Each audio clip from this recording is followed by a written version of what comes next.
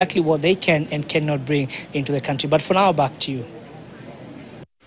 All right, Jimmy, thank you so much for that information. All right, now we get to our conversation of the day where we are talking about fintech mobility. And joining us is Abedi Mwange, who is from Ndai Limited. He's a growth director in Ndai Limited. Thank you so much for joining us on business today. Thank you too. All right, now let's get right into the conversation and look at fintech mobility, trying to look at how a car owner or a driver who wants to, or an entrepreneur in this kind of field can use technology in order for them to improve. First of all, when you started, what were the numbers when it comes to growth, and how have they been up to now? Right, thank you so much for having me today here. My name is Abedi Mwange. I'm the growth director at Ndai. Yes. And just to take you back, when the hailing apps launched in the country, there was an influx of entrepreneurs, people like you and me, who buy a car, look for a driver who is going to remit some money to you on daily basis or weekly basis, depending on the agreement. So out of that particular arrangement, it resorted to some issues happening between you and the driver, whereby the driver doesn't take good care of the car. The driver is not motivated towards, he's not working towards a goal actually, because at the end of the day, this car is going to drive it for maybe 4 years. And at the end of the term or the engagement you've been having with him, the car will remain yours. Right? So us as Ndai, that's where we came in. We identified that particular problem and we came up with a platform, which is Ndai Limited, Ndai.Africa, whereby now our process is very simple. We target specifically online taxi drivers, right? Because we are on a mission to empower the low-income earners or hustlers to be, self-employed, earn a decent living, and contribute to the growth of the country. Yep. All right. And now back to the question that I asked. Now, when you look at the numbers, when it comes to how technology has improved this sector, from where you sit and from you now being the growth director, how has it been? And where are we moving in terms of growth, and how are we embracing technology in this space? I think there's a remarkable improvement since when we launched, because by then the numbers were a bit slow, but with us giving awareness of our solution and our approach, there's been actually we have more than 900 people who have come to our offices who are waiting for cars from us. So there's been we've been growing like double digit, if I would say. Yeah. And in terms of the seasons, when you look at the year between January and December, when do we usually have high customers, and when are the season not really working very well? I would say towards the end of the year, or when there are seasons, let's say, towards, what do you call it? The Easter holidays, and maybe now, actually now we're having an influx of applicants who are visiting our offices or visiting our website and submitting the application to us. So during the seasons for, festivities, there's a lot of influx of applications. Yeah. Now with the introduction or the emergence of AI within the digital platforms and within the tech type of industry, when you look at AI, how is it coming in to help this, and how will it change this sector? I mean, it's something which is a bit new to most of the people, but I think it's something which is going to change the entire how people do business, how they engage with their clients, how they engage with their users. I mean, yeah.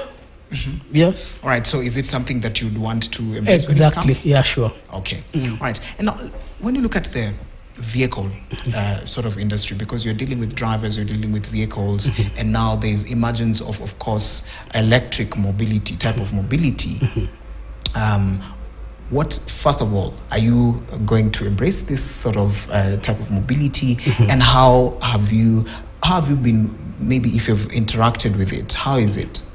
All right, it's good you have asked that, because Q1 next year, from Q1 we are rolling out quite a number of electric vehicles, and we have just imported the first one just to test the market and get feedback of how the whole ecosystem works, and charging and all the infrastructure, how it is. But yeah, it's something we are rolling out actually now, a larger scale once we get the basics right. Now, in terms of our fintech industry in East Africa, now that we have neighbors, of course, who we interact with, especially, and we trade with, we do business with together. What can we pick from the other countries that they're doing when it comes to now, because you've spoken about online taxi drivers, what are they doing that we could pick from them? I think speaking of maybe Rwanda, whereby the e-mobility space has been quite encouraged, I think even from from government support as well. Although in the country also we are getting a lot of partners, or we're seeing the government is very much in support of the e-mobility space, electric vehicles, electric infrastructure and all that support. So I think we are heading the right direction as a country. So I don't think I think we are in the right time. Okay. Now, let's move over and look at now vehicle financing when it comes, because one of the things that you've put forward is you're trying to help drivers you're trying to finance them in order for them to own vehicles. And when it comes to financing, what are the requirements? Can I just come and say, okay, I need you to help me with this and this and this and this in terms of getting a vehicle? So what are the requirements that go into you now allowing someone to get in that process? All right, thank you so much for that question. So our process basically starts from the website, our website, which is www.ndai.africa. So the driver, an online taxi driver, must have been in existence or must have been driving on hailing apps for minimum of 1 year. Then they come to our website, they do the application, they submit the documents required there. Then after that, we're going to call them to the office for a vetting process. We usually conduct 3 vetting exercise. And once we are certified that this is the right driver, we can give the car to, because basically we don't charge even a deposit. We insure the car, we don't charge, basically nothing we charge. Just qualify, pass our vetting process, and you're good to go. Yeah, that's basically our process. All right, so what is the profit that you get from this? Because now that you said there's no deposit, you don't charge anything. Yeah, you see, just taking you back, in Africa, we are looking at 900,000 online taxi drivers. And in Kenya, we are looking at 50,000 online taxi drivers who are on the road, who drive online. And we want to help as much as possible to be able to own vehicles. Also, when you look at the vehicle ownership in Africa, out of 1,000 people, only 44 people own cars. Whereas when you look at the US, America, out of 1,000 people, 800 people own cars. So you see there's a huge car ownership gap. Also, when you look at the SME financing gap in Kenya, we're looking at $20 billion plus. So access to capital for this particular segment we are targeting is very hard. And our glory or our happiness to help as many own cars. So that's our happiness. All right. Now, as we come to a close of this conversation, when you look at the industry, what is the future? How are we expecting it to grow in terms of now that electric mobility is coming in, now that other innovations within this particular industry are coming in?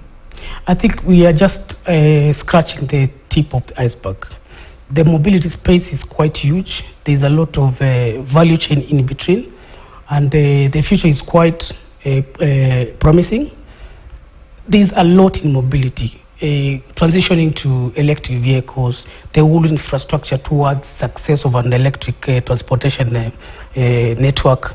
So we have a lot to achieve as a country or as a nation or even as a continent.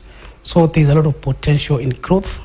Also, with the emergence of electric vehicles, we are going to see less emission of carbon emission to the environment. Yes, which is contributing, towards the fight of climate change. And I think we are in line with that as a country and also as a continent. All right, thank you so much for joining us.